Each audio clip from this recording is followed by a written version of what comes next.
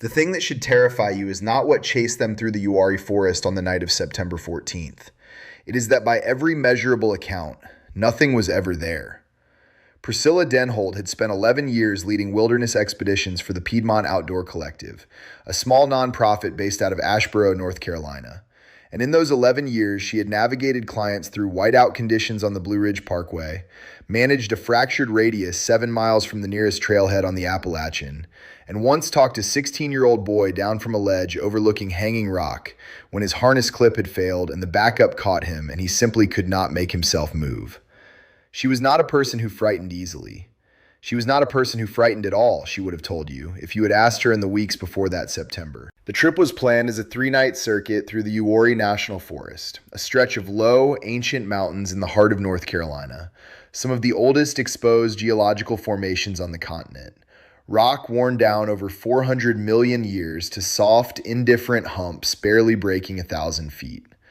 It is not dramatic terrain, it is intimate terrain. The trees press close. The trails are narrow. In autumn, before the full color turns, the canopy filters afternoon light into something amber and specific, the kind of light that makes shadows look like they have been placed deliberately. Priscilla's 2 clients on this trip were Absalom Veach, a 43-year-old civil engineer from Winston-Salem, who had done the trip twice before and requested Priscilla by name, and Theodora Class, a 31-year-old high school biology teacher from Greensboro who was attempting her first multi-night backcountry experience. Theodora had done her preparation thoroughly. She had the right boots broken in correctly over 6 weeks of evening walks through Greensboro's Guilford Courthouse Park. She had laminated her permit. She had color-coded her food bag with small adhesive dots, green for breakfast, yellow for lunch, red for dinner. And when Priscilla saw this during the gear check at the Tower Road trailhead, she thought, not for the first time, that the people who were going to be fine in the backcountry were identifiable within the first 3 minutes of meeting them. They set out at 9:14 in the morning on September 12th, a Wednesday, under clear skies with temperatures forecast to reach the low 70s. The air smelled of pine resin and of something older underneath it, that particular mineral exhalation of very old stone after summer rain. The first day was without incident, which is to say it was everything a first day should be. The rhythm of footfall, the incremental calibration of pace, the accumulated small satisfactions of trail marking and water sourcing. They camped that night on a flat shelf above a dry creek bed, maybe a quarter mile from the Dutchman's Creek trail junction, and Absalom made a small fire, and they ate and talked in the particular way that people who are mostly strangers talk when they are tired and warm and far from whatever obligations have been following them around, which is to say they talked easily, without performance. Priscilla slept well. Theodora reported the same at breakfast. Absalom said he'd woken once around 2 in the morning, thought he'd heard something moving in the brush to the west of camp, decided it was a deer, went back to sleep. The second day is where Priscilla's account begins to develop its seam. They were 2 hours into the morning section, working northeast along the Kiawe Trail, when Theodora stopped and said, "Does that bird keep repeating?" Priscilla had not consciously registered it, but once Theodora said it, she heard it immediately. A call. She identified it as a wood thrush, Hylocycla mustelina, a species she knew well, a species with one of the more complex and genuinely beautiful songs in eastern North American woodland bird life, a sound like someone pouring water through a flute. The wood thrush's song has a structure. It introduces a phrase, develops it, resolves. What Priscilla was hearing was the introduction, the same 2-note opening, repeating. Not the full song, just the first 2 notes. Over and over, at intervals of approximately 8 seconds. Probably a juvenile, Absalom said, or something stressing it. Priscilla did not say what she was thinking, which was that wood thrushes did not repeat like this. What she said was, "Let's keep moving." They walked for another 20 minutes and the call continued behind them, at intervals that remained, as far as she could judge, consistent. Not irregular the way a real bird's intervals would be irregular, not overlapping, not trailing off. Consistent. She did not check her watch. She wishes now that she had established precisely the interval, because precision would at least give her something concrete to examine, something that either confirmed or disproved the pattern she felt more than measured. But she did not check her watch, and they kept moving, and the call eventually fell behind them as the trail curved northeast. That evening, second night, They camped at a site Priscilla had used perhaps 30 times, a wide, flat clearing about 80 yards from the No Name Creek crossing near the Denson's Creek backcountry area boundary. She had notes on this site going back 9 years. She knew which side of the clearing held water in wet years, which tree made a reliable anchor for a bear hang, where the ground was softest for stakes. What she did not have notes on, what she had never had reason to note because it had never happened, was the smell. It arrived after dark, after the fire had gone to coals and Feodora had retreated to her tent and Absalom was reading by headlamp. It was not a smell Priscilla could place immediately, and this in itself was unusual because she had a catalog of smells that were possible in this environment. Leaf rot, creek mud, skunk musk at distance, fox musk at distance, black bear musk, which was earthier and more pungent, and which she had smelled perhaps 6 or 7 times in her career, and which she recognized instantly each time. This was none of those. It was sweet, but not a floral sweetness, something denser, more animal than botanical. Ripe, almost, in the way that an overripe fig is ripe, that point just before fermentation where sweetness becomes slightly corrupt. She sat with it for a moment. She turned her head slowly, trying to track direction. The smell seemed sourceless, not stronger from any one direction, present in the air the way heat is present, diffuse and environmental. She said nothing. She built the fire back up, stayed by it for another hour. The smell faded somewhere in that hour. She did not know precisely when because she was not tracking it deliberately, and this is one of several things she has returned to in the months since, the places where she did not track precisely. The night passed without further event. She slept eventually. The third morning, September 14th. Absalom was the first one up, had water boiling before Priscilla emerged from her tent, and was standing at the edge of the clearing facing the tree line when she came out. His posture stopped her before she could say good morning. He was standing completely still, facing the trees, and his posture had a quality she associated with people who have just heard something and are waiting to see if they will hear it again. "What?" she said. He turned. His expression was controlled, which she recognized as a kind of effort. "Probably nothing," he said. "I thought I saw something moving in the trees, but it's early." "What kind of movement?" "Vertical," he said. Then, as if aware of how that sounded, like someone standing up from a crouch. They ate breakfast and broke camp and said little. Feodora, who had been cheerful and talkative the previous 2 days, was quiet. When Priscilla asked if she'd slept well, Feodora said, "I woke up and it was completely silent, like the forest just stopped. For maybe 30 seconds. No insects, nothing. I thought my ears had blocked or something. Then it started again." She paused. "That was probably normal, right?" Priscilla said that it was probably normal. They had perhaps 7 miles to cover that final day, a mostly southwest arc back toward Tower Road, the last 2 miles of which were trails she knew exceptionally well, a section she had walked so many times that she had names for features of it in her own private lexicon.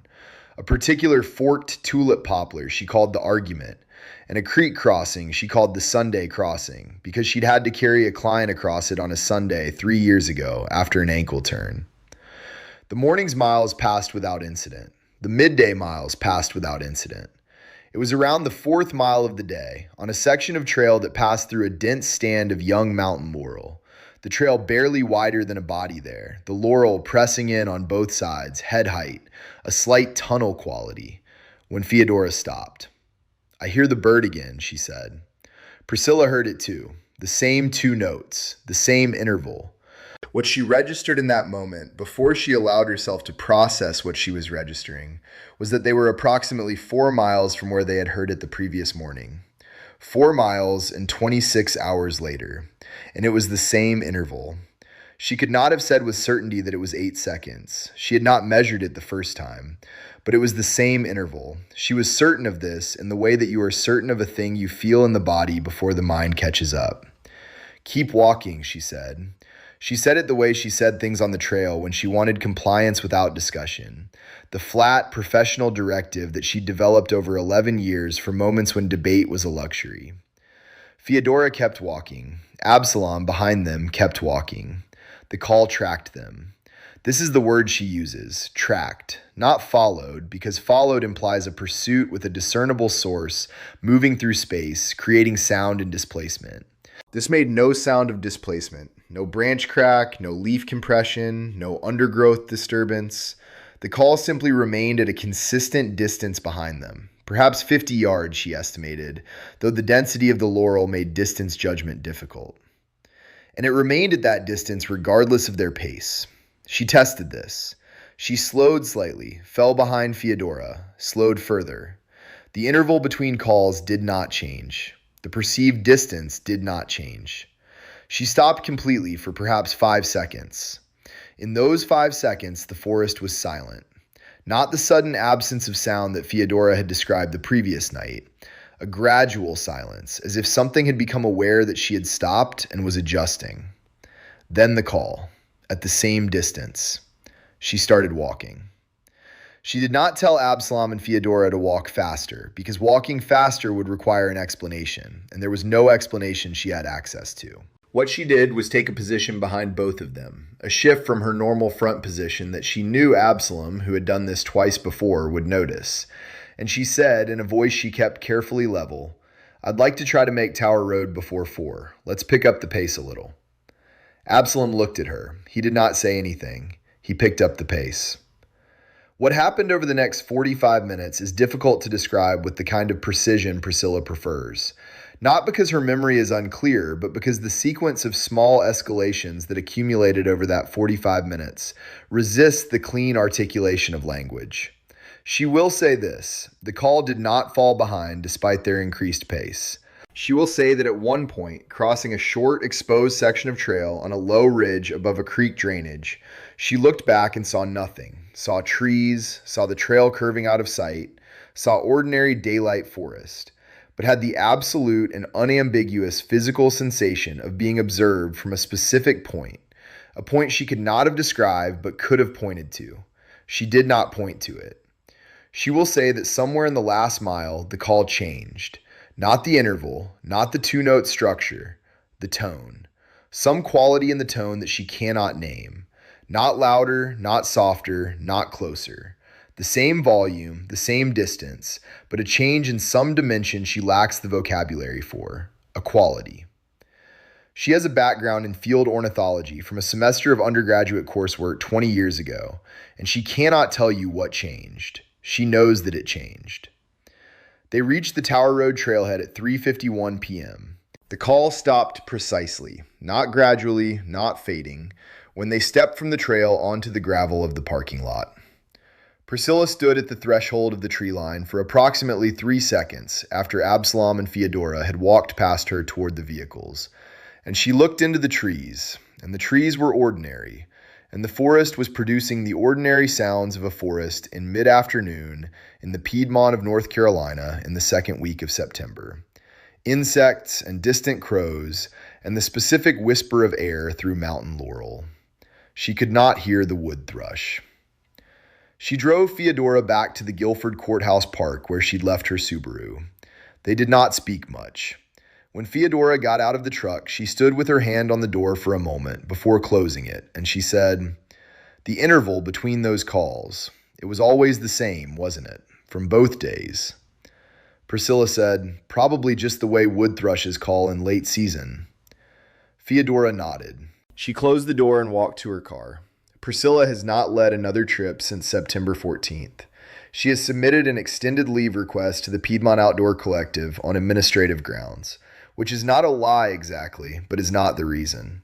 She has driven past the Tower Road trailhead 4 times in the month since, each time on her way to somewhere else, each time slowing without deciding to slow, each time pulling her eyes away from the tree line before she had finished looking. She tells herself she has not finished looking because there is nothing to see. What she cannot reconcile, and this is the thing that keeps recurring in the specific register of 3 a.m, the hour at which the mind performs its least charitable accounting, is not the call, or the smell, or Absalom's description of vertical movement, or Feodora's 30 seconds of absolute silence. What she cannot reconcile is the moment at the trailhead, her 3 seconds at the threshold, looking into the trees. Because what she felt in those 3 seconds was not fear. She has examined this carefully. It was not fear, it was recognition. The feeling of having been recognized. The feeling that something in those trees knew her name, or something more specific than her name, something she has no word for. Something that, if she were made to describe it, she would describe as the feeling of being not just seen, but understood, legible, annotated. She does not go back. If this story leaves something lodged in you, some small wrongness that you cannot place, then you already understand. Like and subscribe, because the next one goes deeper.